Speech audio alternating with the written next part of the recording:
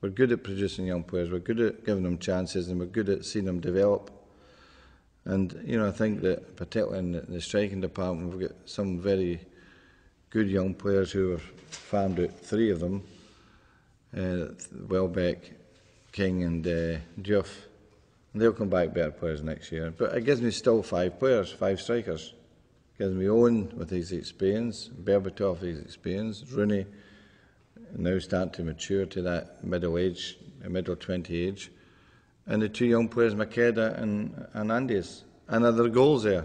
There are goals there. Whatever you say the combinations could be, there are goals there.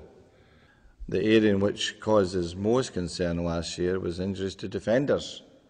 And we had a horrendous spell. Hopefully, touch wood, it can't be as bad as that next season, but you just pray that it's not the case. And if we keep the defenders relatively clear of injuries, there's going to be 1 or 2. Obviously, every club gets them. You can't expect to go through a season without having an injury. Not nowadays, in the speed of the game and the number of games they have to play. But given us a relatively free run of fit players as defenders, it is when you read the background of the boy. Started in the orphanage and then played the homeless league and things like that. But it's one of these things that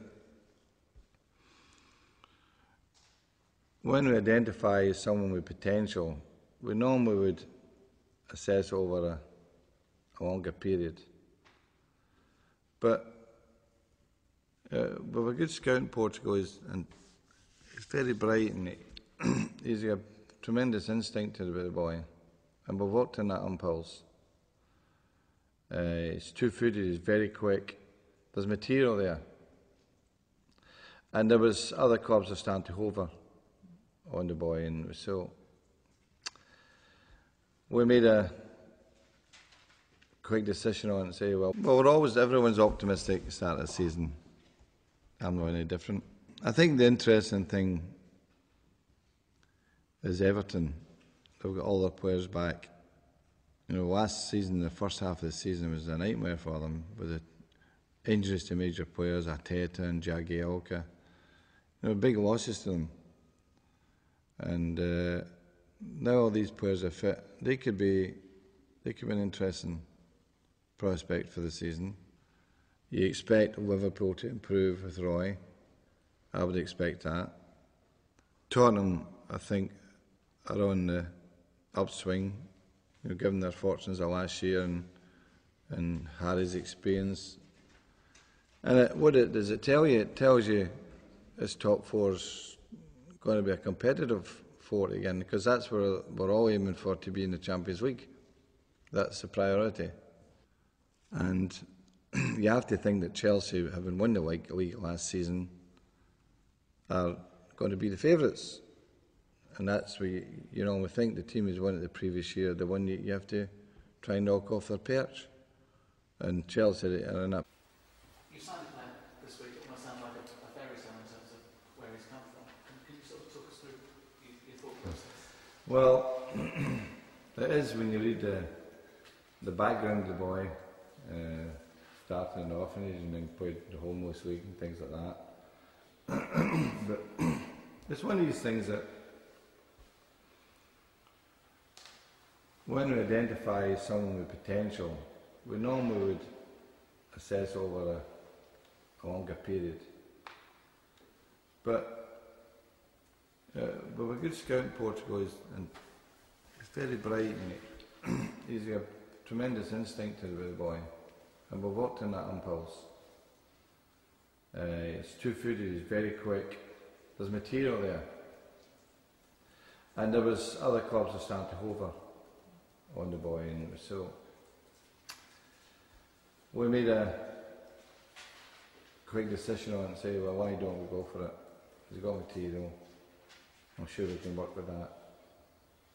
And he's young, and we're good at the young players, so that's the reason. Is that material you can work with in a sort of first team situation?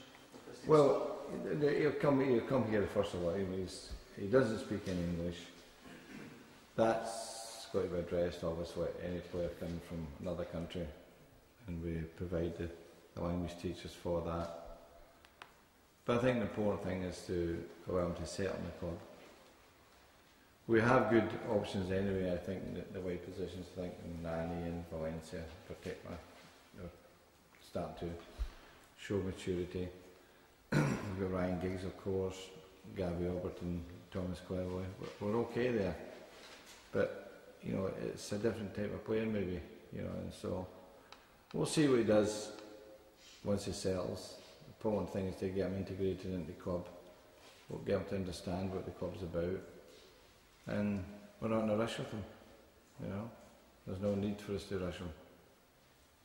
Was there any kind of material effective in going to the toy? Because he was over there for weeks, wasn't he? I don't know how that, what transpired over that part of it. Our work was done with Zeke Guimaras and made a decision on what we saw in those games. Did you expect when Newcastle went down that you would see him back so quickly? No, I didn't, because you know, you could sense that there was going to be an upheaval in terms of players leaving. They sold quite a few players, and that's what I think you've got to give the manager credit. He certainly had them all playing for him last season, no doubt about that, and they fought in every game, you know, and it's not easy to go down and come right back in the one goal. You know, you can see that the history about that. There's very few teams have done it over the years. So you've got to give them credit for that. Of course, I think that they would probably be in a better position because of Newcastle's fantastic support than others. You know, when they travel away from home, Newcastle, they're taking, you know, as many as they can. Clubs are allowed them to go in. They've got that kind of fanatic support. So there is an advantage there for them when they went down.